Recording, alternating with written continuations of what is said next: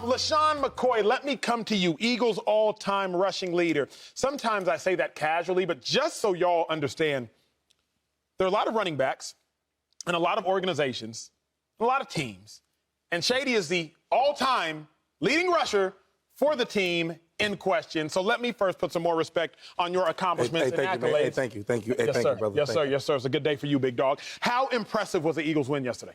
It wasn't. It wasn't impressive at all. I'm going to be honest. Whoa! Yeah, I mean, we did our thing as far as winning the game, and that's the only stat that really matters. Yep. But the way it went, I wasn't in love with it, right? I think at times we struggled to move the ball. We were getting different turnovers, like left and right.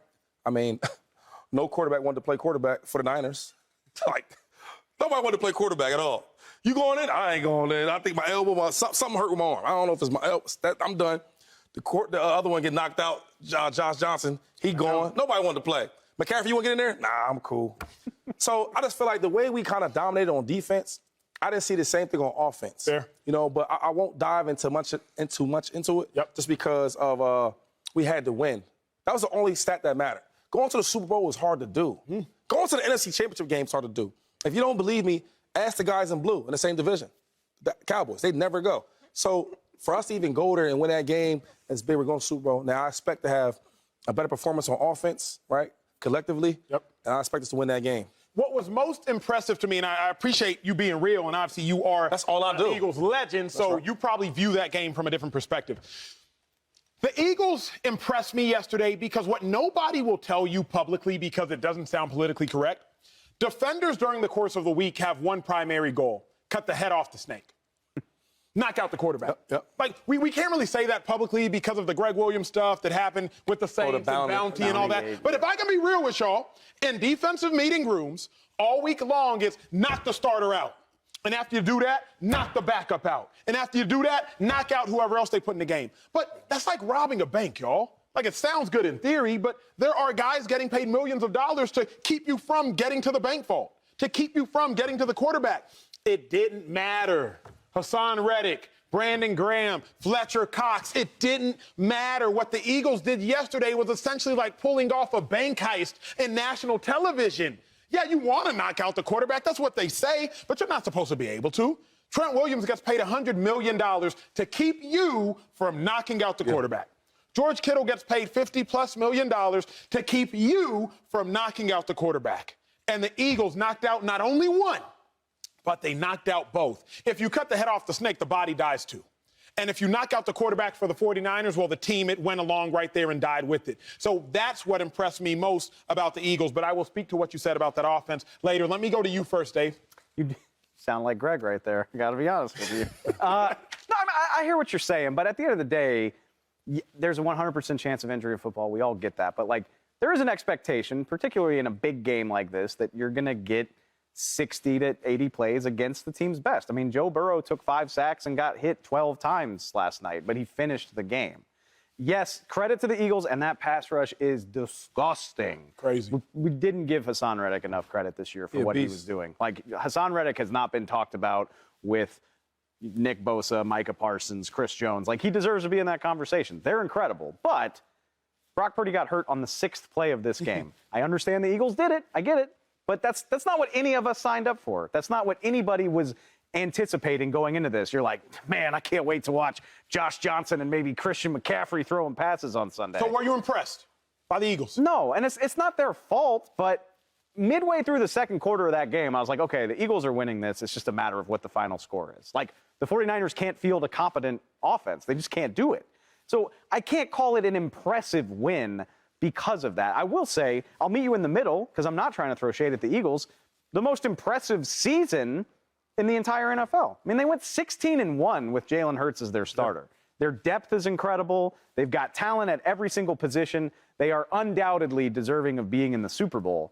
But that particular game didn't do much for me. I think it was very impressive. I understand everyone's disappointed with the way that it went because we wanted to see this clash of the Titans that we talked about all week. But whose fault is that? That is the responsibility of the Eagles' defense. The Eagles' defense said, you won't be playing with the quarterback today. Sorry about it. What else can you do? Trot somebody else out there. but it ain't going to be today. There's two sides of the ball. When a team wins with an impressive offensive performance, we go nuts. We lose our minds. When a team wins with a defensive performance, we're like, oh, it's not that impressive. Hell yeah, it's impressive. He didn't trip. It wasn't a non-contact injury. Hassan Reddick said, good day to you, sir. The sideline's for you. And then Ndamukong Suh said, good day to you, sir. The sideline's for you. Y'all not going to play with a quarterback today. Luck favors the prepared. This is a great team. This is a great defense. All we talked about all week was the Niners defense, and the Eagles defense won this game. The Eagles offense didn't have to be impressive. You're not always going to play your best game. But what happened in the game? Tell the story of the moment. Don't focus on the stat line at the end of the game.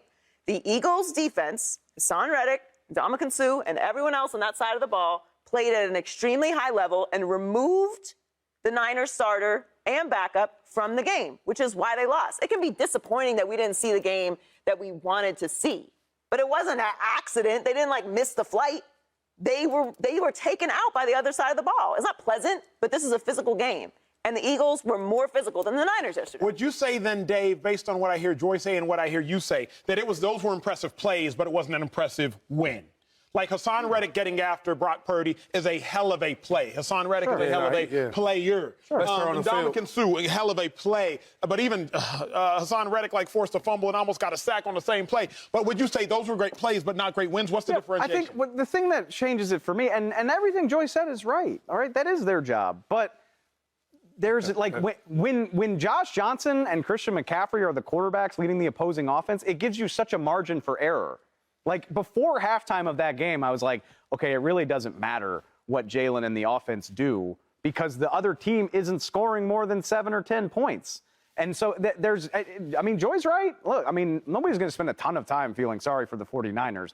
But compared to what we thought we were getting, it just leaves you feeling a little flat. This is the second time I'll bring it up today. It reminds me of your national championship game against Alabama. You got a Heisman contender at quarterback. 10 plays into the game, he's gone, and you're like, well, this really isn't what I thought I was getting. But why and Bama won the game. He's speaking. But why was he gone? It's still different from getting 60 plays against a much better player. Yeah, but you have to separate us being disappointed as fans from whether or not this was an impressive performance or not. It's not giving the Eagles defense enough credit. There's a whole side of the ball, and they were the ones that changed the Eagles defense is good enough that they could have shut down a fully healthy Niners offense. No, my thing is he's going for just the fans' perspective. He wanted to see a great game. It's not even that. My thing is there's two sides of the ball. So, yeah, we got lucky. Not lucky, but we were blessed because the sacks, the fumbles, they put us right there in the red zone where we get to score an easy one. My thing is I want to see our offense look sharp against a solid defense. That's all. This is my team, so I guess I want the best for them, but I didn't see it on offense. They're not going to talk about that. They're going to talk about, we ran the ball well, but there was a lot of punts. And then another thing is they gave us a lot of calls, like the officials. So now I'm happy. Yeah, that's awesome flag. Yeah, first down. But when I'm really watching the game and I'm grading it, we were in a battle with the fourth-string quarterback. For a half. We couldn't move the ball. And then without them flags, we were kind of in quicksand. We couldn't go nowhere. So when I look at the game, yes, the defense balled out. And Hassan Reddick was the best player on the field. On the field. Easy. I'm just saying, I look at the game, I didn't love that how we operated on offense. It left you some stuff to be desired. Absolutely. But we going to the bowl. That's all that matters. We going to the bowl. You and Shady going to be there. No, you're not going. I'm going to the bowl. I guess you'll be there. I will be there unless you know something I'm going I don't. to practice. Oh, all right. Dave won't be there.